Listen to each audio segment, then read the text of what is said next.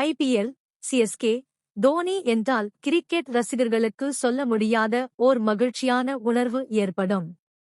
2008ஆம் ஆண்டு ஐபிஎல் என்ற தொடர் தொடங்கப்பட்டு, அதில் தோனி என்ற ஒரு வீரர் சென்னை அணிக்காக விளையாடுகிறார் என்ற தகவல் பலருக்கும் ஒரு செய்தியாகவோ அல்லது மற்றுமொரு தகவலாகவோ இருந்திருக்கலாம். கிரிக்கெட் ரசிகர்களுக்கு 20 ஓவர் போட்டிகள் என்றால் புதிதான ஒன்றாக இருந்திருக்கலாம். ஆனால் இப்போது அது ஒரு உணர்வு. கிரிக்கெட் பார்க்காதவர்களும் ஐபிஎல் போட்டிகளை மட்டும் பார்ப்பேன் எனக் கூறி கிரிக்கெட்டை ரசித்து ஆர்வமாக பார்க்க வைத்தது ஐபிஎல் தொடர் துவங்கப்பட்ட போது சென்னை அணியின் கேப்டனாக நியமிக்கப்பட்டார் மகேந்திர சிங் தோனி.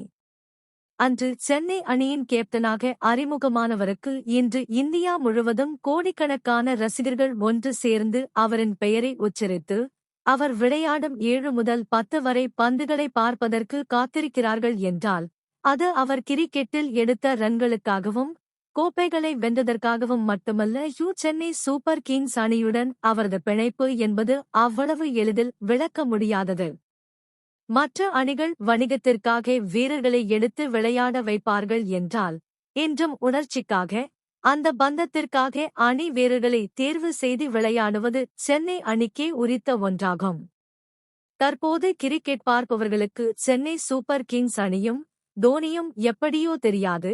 ஆனால் 90 கிட்ஸ்களுக்கும் ஏர்லி 2K கிட்ஸ்களுக்கும் சென்னை சூப்பர் கிங்ஸ் அணியும் தோனியும் கொடுத்த ஞாபகங்கள் அதிகம்.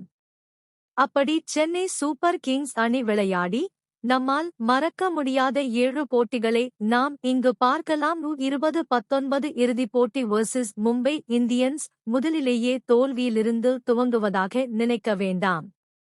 அத்தனை போட்டிகள் இருந்தும், அத்தனை வெற்றிகள் இருந்தும், அத்தனை கோப்பைகள் இருந்தும் இந்த போட்டி முதலில் இடம் பெறுகிறது என்றால் அதுதான் இந்த போட்டி ஏற்படுத்தியிருக்கும் தாக்கம்.